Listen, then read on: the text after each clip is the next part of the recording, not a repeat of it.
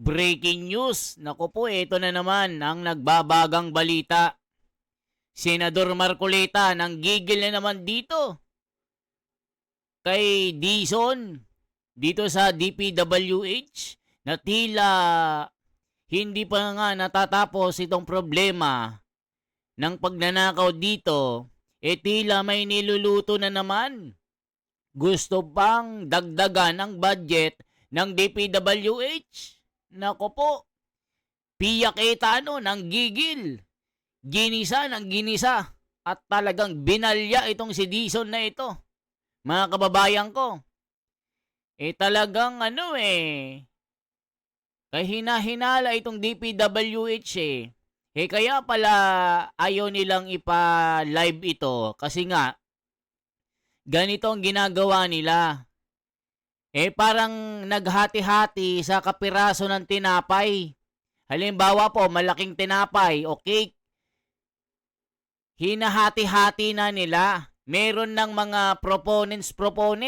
Naku po mga kababayan, kailan kaya magkakaroon ng disiplina ang nasa gobyerno ngayon? Puro kawatan, puro magnanakaw. Ang kakapal ng muka. Kidlatan sana kayo ng naglalagablab na apoy sa langit. Kasi nga sobrang kapal ng mukha nyo. Isipin nyo, hindi pa natatapos ang problema ng DPWH ng mga flood control na ito. Abay, gusto na namang hati-hatiin. Gusto pang magpadagdag. Tapos i-delay yung project. Tapos wag papadagdag ng budget. Nako po mga kababayan, na ito na Senador Marcoleta. Nagliyab na naman dito. Panoorin po natin mga kababayan ang mga maiinit na tagpo at sagutan. Paano ginisa sa sariling mantika itong taga DPWH na sekretary. Ewan ko ba dito mga kababayan, parang may something Hindi pa nga lumalamig yung issue ng graft and corruption Ito na naman mga kababayan, nakakagigil kasi 6.7 trillion ang budget ng 2026. Hahatiin na naman ng mga drobo, ng mga magnanakaw. Nako, nanggigigil na yung mga taong bayan. Mga loyalista nga, tuwang-tuwa pa. Ninanakawan na. Sip-sip pa rin. Sip-sip dito, sip-sip doon. Ako, mga kababayan, magigigil kay sa mga loyalista nga na ito. Ito na po si Marcoleta at Pia Cayetano at Manang Aimee. Ako, nanggigil dito sa kay Vince Dizon. Yan kasi mga kababayan yung mga komento. Nanggigil si Marcoleta. Totoo kaya ito? Panoorin po natin. Ito pong mga kaganapan ngayon.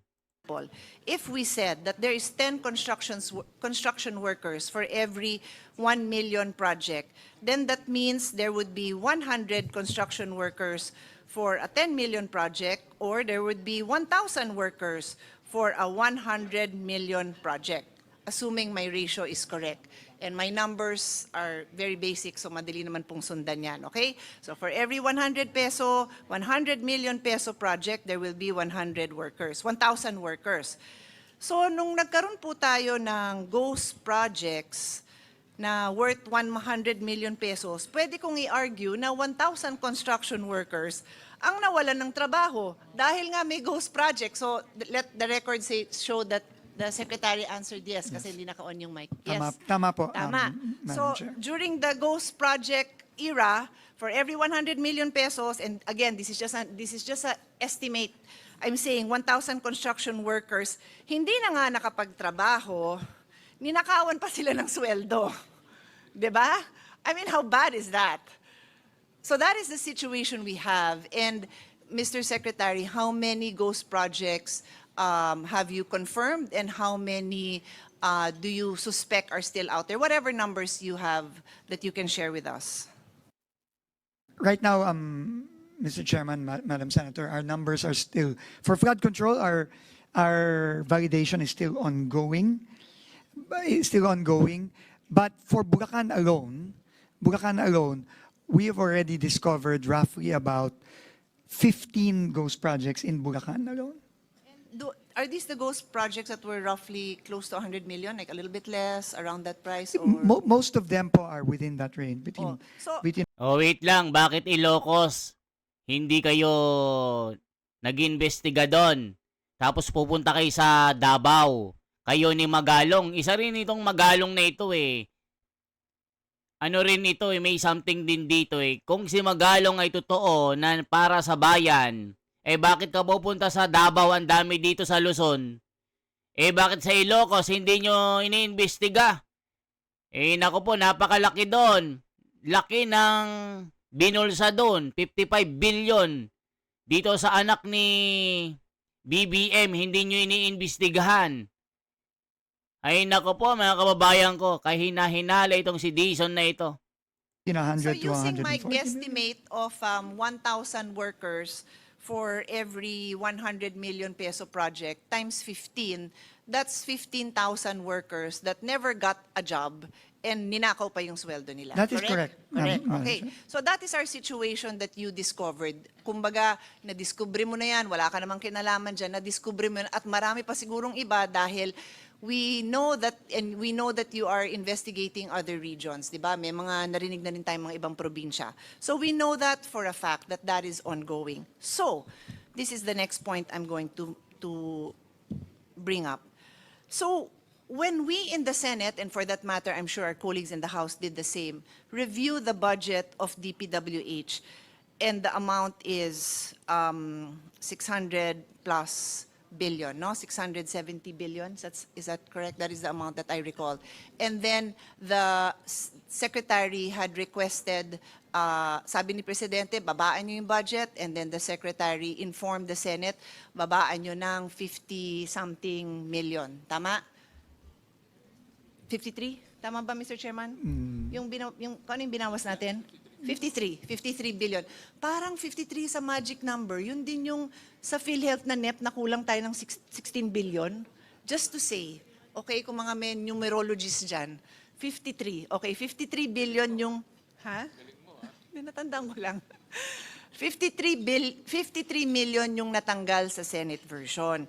And that was based on the recommendation that the DPWH gave us, correct? Sorry, no. Let me clarify. In the committee hearings, I was asked a question, Madam Senator.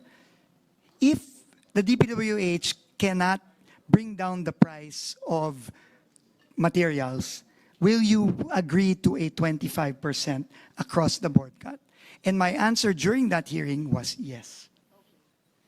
However, we were able, based on the directive of the President, to reduce the prices of materials as far as cement,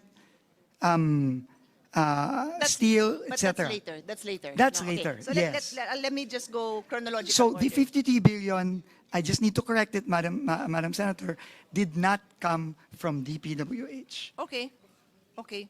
But the Senate used the input that the Secretary provided and came up with the 53 billion. So sa Senado na yan, no? We came up with that number. Yes, which I tried to clarify in today's, Correct. in the presentation today. Thank you very much. Pero I also listened to the interventions of my colleagues. So I won't go into that detail. Basta 53 billion based on the understanding of the Senate on the instructions given and our desire to reduce the cost because there were a lot of overpricing as far as we understood it to be, also based on the President's directive and His Honor's explanation to us. So having said that, may 53 billion tayo ngayong binawas. And the argument before us now, as you are presenting it, is pag ito yung na-adapt, that the DPWH is less 53 billion, baka may mga projects na hindi matapos ng maayos. And that is the first statement you made when I took the floor, na yun yung concern nyo na ma-affect yung economic development natin because there may be some project, maybe not all, but there may be some projects na dahil sa smaller budget na binigay, hindi matapos. Tama ho yun, di ba? Yung Tama po. pagkasabi nyo. Okay. Pero Mr. President, Mr. Chairman, yung work ko personally as Vice Chairman of the Committee on Finance for the past 7 years only touches on constructions to the extent that I chair the Committee on Education, and so I'm very familiar with the failure of DPWH to build enough classrooms. Very, very familiar. I can present to you for the last 7 years what I'm presenting every year na from the start of the President's presidency, kung ganito kalaki yung pinasok sana na pondo within the President's term in 6 years, wala na tayong classroom wala na tayong classroom deficiency, but of course no one listened to my suggestions. So I'm familiar with that. I'm also familiar with the construction of state universities and colleges. Congressman Rufus, I'm a big supporter of our state university, USTP in Cagayan de Oro, and many others all over. 6 years kong hinawakan yun at kaya ko lang hindi hawak ngayon dahil kinuha sa akin ng chairman. I will always say that because he does a great job. Magkasundo naman kami dito, but that's the reason why I'm not handling it now. So, may konting alam naman ako kahit na from the eyes lang of a lawyer who's handling the budget. And so, let's just say kinapush yung projects. I don't know, maybe His Honor said there are 10,000 projects. Maybe let's say kinapush ang 10% nun or 5% nun, whatever that number is. Diba may phase 2 naman? Pwede naman ituloy? I mean, ikamamatay ba natin? Because the people will still be employed. They will still, bibilin pa rin yung bakal na mas mamura yung presyo, bibilin pa rin yung semento na mas totoo na yung presyo, i-hired pa rin naman yung construction worker. Ay, kaya lang yung nabigay kasi nyo sa Senado, ang kukulit nyo kasi, gusto nyo mag-ingat, ang binigay nyo medyo kapos, di ituloy sa susunod na taon, ikamamatay ba natin yun? Perishable ba yun? Yun lang naman ang tanong ko because I have encountered this issue so many times because pag humingi ako ng budget para dun sa construction, Ayun mga kababayan, kasi nga gagamitin na naman nila sa politika na agenda nila. Kaya minamadali ni Dizon. Ito kayong sabi-sabi mga kababayan tila itong budget ng DPWH hati-hatiin na naman nila sa mga congressman, na mga proponents. So dito, dahil malapit na po ang 2028, nag-iipon sila, nag-iimbak sila ng piggy bank para meron silang pangsira kay Sara.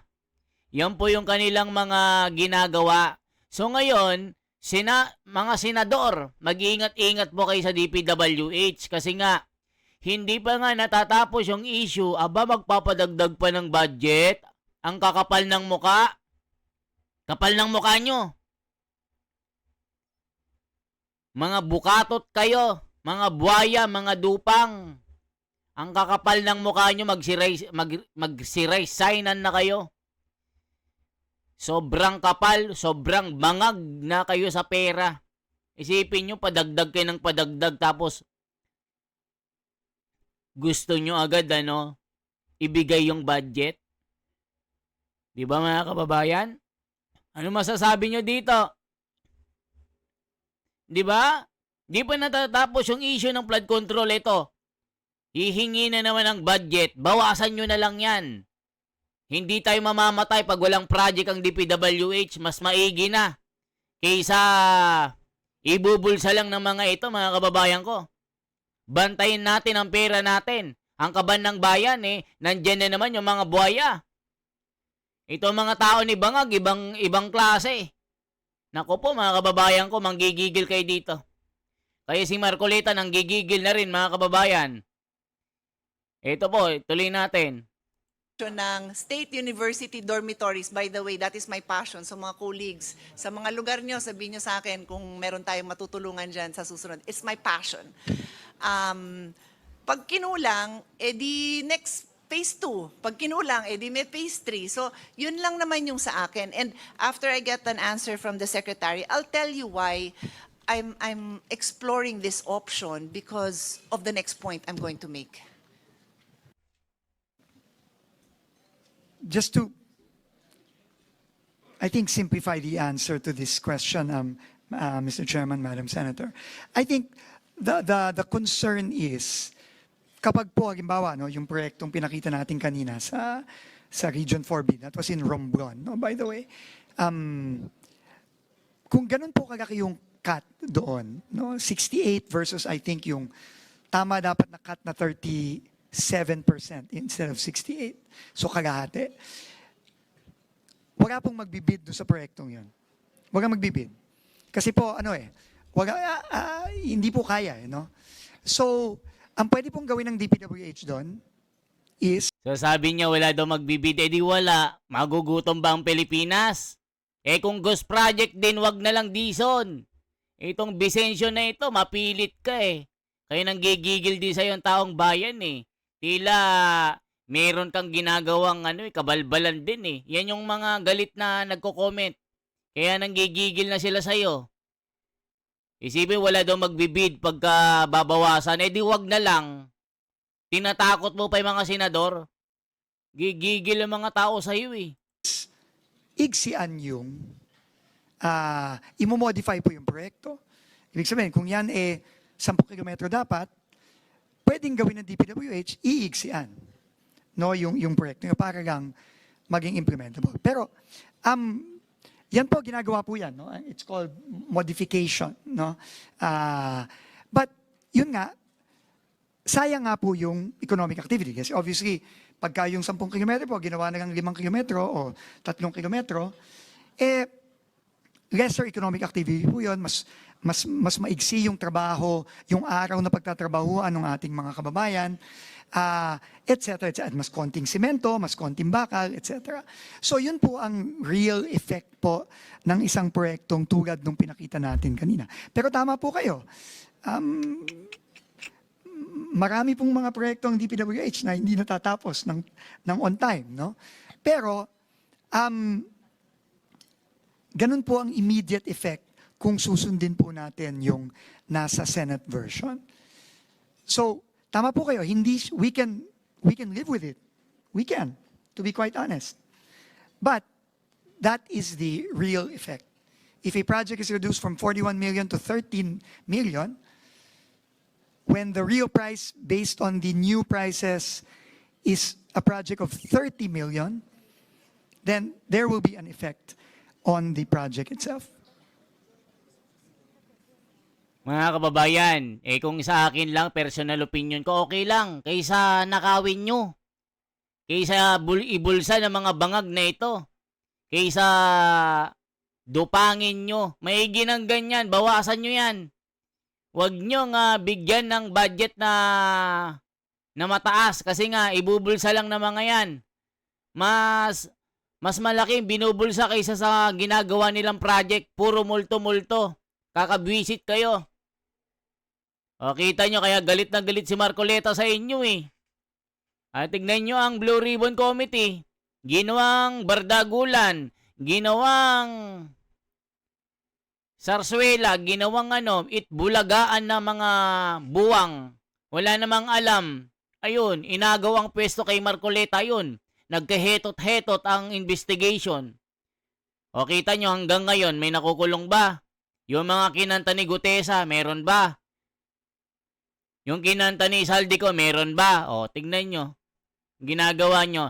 Tapos, hihingi kayo ng malaking budget. Naku, wag nyong bigyan ng malaking budget yan. Kaltasan nyo yan. Kasi wala naman nangyayari sa DPWH, puro nakaw-nakaw. Yung mayaman lang dyan, yung mga buhayang congressman, pati mga mastermind, pati mga engineer, DPWH, kayo-kaya lang din yung mayaman. Kinakain nyo lang pera ng bayan. Yung binabayad namin na tax, nasa inyo lang napupunta. Napupunta lang sa mga anak nyong nepo babies. Kakain, 1 million na pagkain. Kutsara pa lang yun, para pa yung pinggan. Nanggigigil si The Wonder sa inyo tapos pipilitin mong Senado na bigyan ka ng mataas sa budget. Wala ka namang ginagawang trabaho. Nasaan ang legasiya? Bukana Bridge. Kay Duterte yon. Nagigil nyo ako O yan ang sabi ng komento, sabi ni Conrad po. Ayan, binasa ko lang mga kababayan. Laki kasi ng text Yun nga po, we're just informing the honorable members of the BICAM of that real effect. Parang tinatakot niya yung Senado, no? Okay, so I understand, no? You're basically agreeing with me that if necessary, Parang gusto ni Dison, tinatakot niya yung Senado. Sige, wag nyo kaming bigyan ng ng budget. Hatiin nyo. Tignan ko lang. Wala kaming gagawing project. Hindi ibibid yung project na yun. Eh di wag, tinakot mo ang Senado. Ano yun? Uuto-utuin mo ang Senado. Hindi pa nga natatapos yung issue ng flood control na pagnanakaw.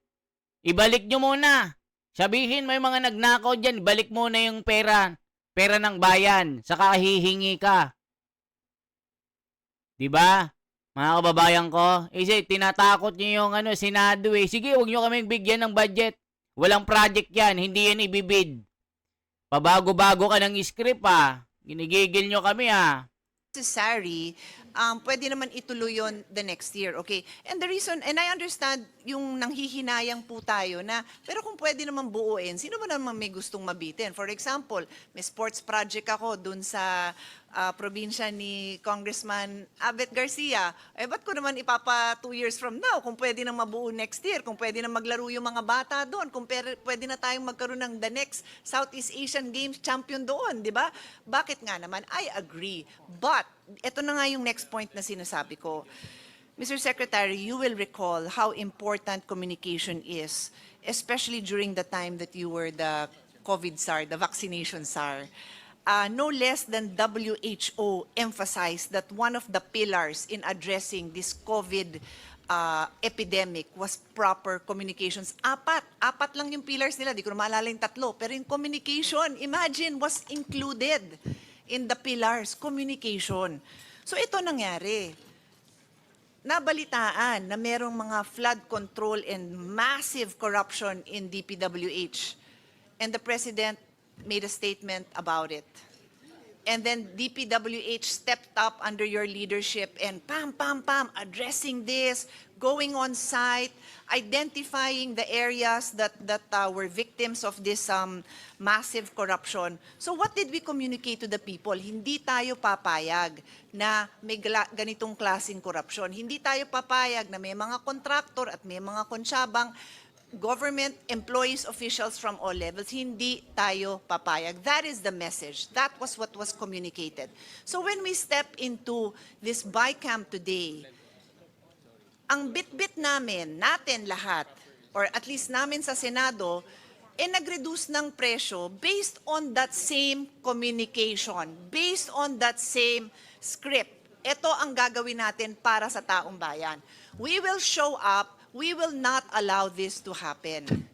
So when you come back now and tell us, nagbago na yung script, there's other reasons why hindi natin pwedeng babaan. Napakahirap kasi wala tayong enough time na i-communicate ng maayos sa taong bayan yan. Kahit ako, nahihirapan akong intindihin, sikmurahin because we made an across the board, across the what do you call that? An all of government, all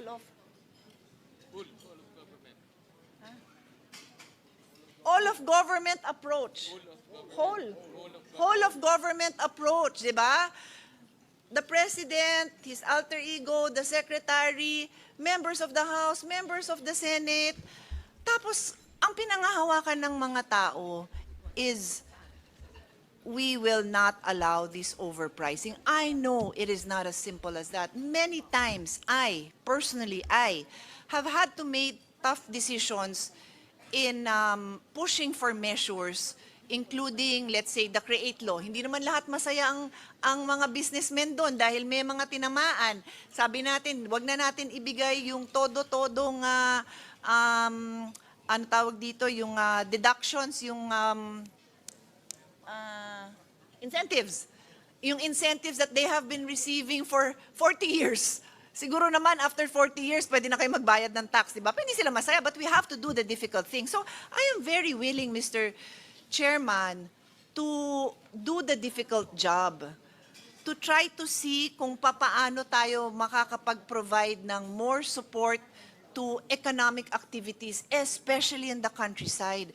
But it cannot be at the expense of people thinking that we are backtracking. Gusto kasi ni Vivencio Dizon ng DPWH, kayang-kaya niya yung mga senado, uutuin niya. Gusto pa niyang ipadoble yung budget. Parang hindi nag-iisip itong si Dizon. Hoy Dizon, nakita mo ba nasaksakan ng korupsyon sa DPWH? Tapos sasabihin mo, pagkikakaltasan nyo yan, hindi yan ibibid. Lalong magiging substandard. Maigi na kahit substandard, basta hindi hindi ghost project. Di ba mga kababayan, siya pa nanakot? Tinatakot ang Senado? Sige, kaltasan nyo. Hindi yan ibibid. Ba't tinatakot mo pa mga Senado dyan? So, ibig sabihin, bibigay lang itong Senado, dodoblehin ng budget. Nagbago na yung script. Naku po, mga kababayan. Senator Pia Cayetano sa binabawing budget ba? Binawi ni Sec Dizon sa DPWH budget. O yan, maigi na. Inuutusan ka ni Marcos Jr., Martin at Romualdez at Sandro si Vince Dizon na ibalik yung dating corrupt budget ng DPWH. Pag nanako at pangungulimbat are here again. O, nakita nyo yung mga komento. Gaya din ang naiisip ko, mga kababayan, na para bang ginagawa nilang tanga mga Pilipino. Gagaguhin nyo na naman. Wala pa ngang nakukulong eh. The people will not pay tax anymore if corruption again exists. Sasaludo ako sa mga senators pag di nila pinagbigyan ng hiling ng Vince Dizon at mga corrupt na congressman. Tindi, 2026 budget, malaki pa rin insertion basta si Marcos Jr. bangag. Nako po, mga galit na galit ng mga tao. Habang bangag ang nasa palasyo, walang pagbabago na pangyayari. Itagayan sa bato, 3 taon na lang siya dyan. Kailangan simut-simutin ang pera ng bayan. Nako po, manang-mana sa ama, sabi ni Rick Note. Congressman, senator, lahat ng insertion nila nakaparking. DPWH, DSWD dahil yung utak din ng korupsyon. Kalokohan, dapat hindi lang tapyasan ng pondo, dapat zero budget ng DPWH. No, we people do not trust Dizon and all congressman BICAM members. They are sugo and kasabwat ng adik na mastermind ng sindikato. Sa government, we don't trust Gatchalian Kikok. Nako po, mga kababayan ko. Vince Dizon, kahit saang administration na pupunta, balimbing talaga, sunod-sunuran. Matindi. Nako, mga kababayan ko. Kaya galit na galit si Marcoleta dito at Pia Cayetano eh. Tuloy natin. Thinking that ngayon, okay lang sa atin na ibalik yung presyong mataas. Kasi yun nga yung presyong dinatnan natin nung may korupsyon. Ang hirap himayin, tapos nagmamadali pa. Napakahirap. At hindi ko yata kayang gawin kasi nga, hindi yan yung kinommunicate natin sa mga tao. Kaya even though, and I think my colleagues will vouch for this, I'm always willing to listen. I'm always willing to listen, to change my mind if I am presented with facts, with evidence that will require that I change my mind. That is our job. Hindi bagay dito yung sarado utak. So kailangan open tayo. Pero ang hirap intindihin. Yun lang talaga. So that is Parang naiiyak-iyak na si Dizon, no? Nalungkot na, oh. Wala nang komisyon, no? Yun ang sabi ni Ferdinand Matias. Magkano, Dizon, ang komisyon mo? Ba't mo pinipilit ang Senado? Tapyasan nyo yan. Zero budget nyo yan. Walang kwenta. Ginigigil yung mga tao. Mga magnanakaw kayo. Parang tinuturuan niya kasi itong ginugulat niya, sige, tapyasan nyo. Hindi namin gagawin yan, walang magbibid ng project. Nanakot pa. Itong Dizon na ito, sabi ni Rick Barik ng Batangas. Kita niyo yung mga komento. where I personally have difficulty. And you know that, Mr. Secretary, ikaw pa, I always listen to you. Intindihin nyo lang sana po kung gaano kahirap ito kasi the people also trust. Sabi nyo nga, it's a trust issue. Yes, and the people trust us. So we cannot just say, ibabalik yung presyo. I heard you, Mr. Secretary. Hindi totoo, ibabalik yung flood control project. I heard you. Hindi totoo. Lahat ng hindi totoo, I heard you. But simply putting back that budget sends the wrong message. And we know that. We know that. We are all communication experts in our own little way. So, yun po, if somebody can shed light, can improve this communication in the next 24 hours, then let's try to do it because no one here does not want to see countryside development. No one here does not want to support. O baka double negative, hindi maintindihan. Baliktarin ko na lang. Everyone here wants to support development in Mindanao, in Visayas, in Palawan, of course. Lahat, hindi, tinuro ko na kanina pa.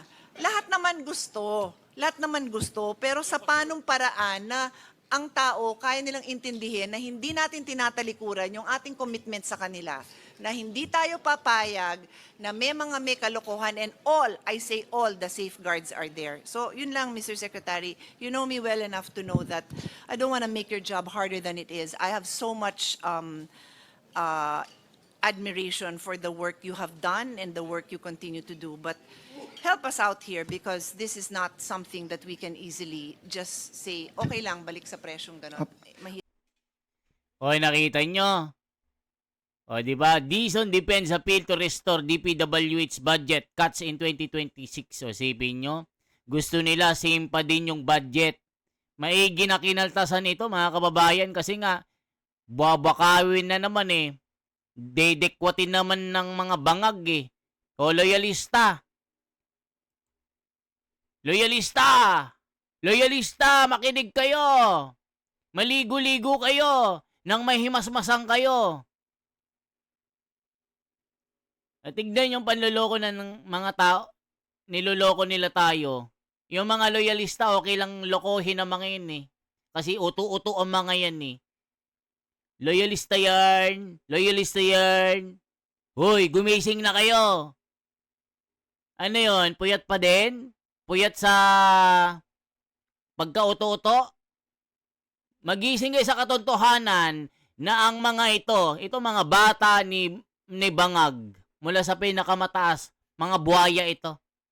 Yan po ang sabi ni Nick Paredes. Wala na akong tiwala sa inyo. Magbarik-barik na lang ako kaysa magbayad ng tax. O sabi ni Nick Barik ko ng Nueva Ecija, loyalista ako dati, ngayon ayaw ko na. Hindi na ako uto-uto. Hindi na ako sinto-sinto. Pag loyalista, sinto-sinto kasi. O yan. Natatawag kayong sinto-sinto. Uto-uto. Kasi pagka pinagtatanggol si Marcoleta, pinagtatanggol ang katwiran, sinuportahan ang Transparency for Democracy, pinuri si Sara Duterte, pinagtanggol si Sara Duterte, sasabihin nyo mga DD shit, mga pak shit, o, tignan yung ginagawa nyo, uto-uto shit, o, kayo ang mga uto-uto, mga loyalista, tagal nyong loyalista, gumamit kayo ng utak nyo, niloloko na kayo, nakangiti pa rin kayo, ay, loyalista ka. Huwag kayo pang ngiwi-ngiwi dyan. Magising kayo. Sabi nga nung komento ni Paldo ng Santa Maria, Bukidnon. Hoy, loyalista, maligo na, tanghali na. Dilat pa rin ang mata. Yan, nababastoli kayo. Imbes makatulong kayo sa progresibong bayan ng Pilipinas, kayo pa'y nakakasira kasi sa pagiging loyalista nyo. Nako po, mga kababayan ko, niloloko tayo ng mga ito. Gusto pa nilang doblehin ang budget.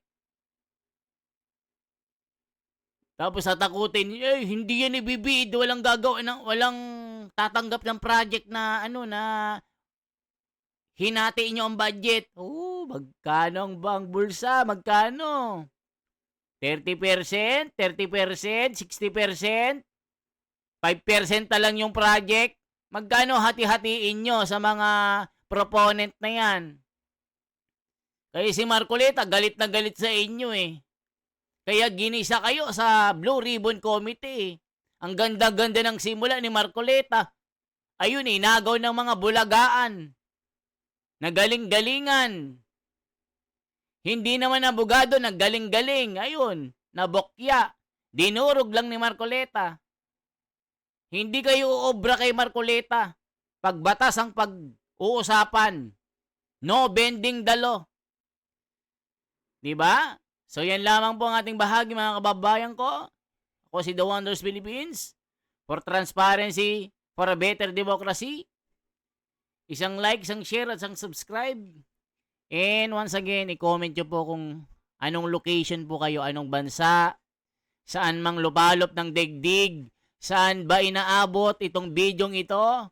I-comment nyo kasi re-replyan ko kayo mga kababayan ko. Salamat sa inyo. Malapit na po tayong mag 300,000 subscribers. Mabuhay po. Salamat na naman po sa inyo. Thank you.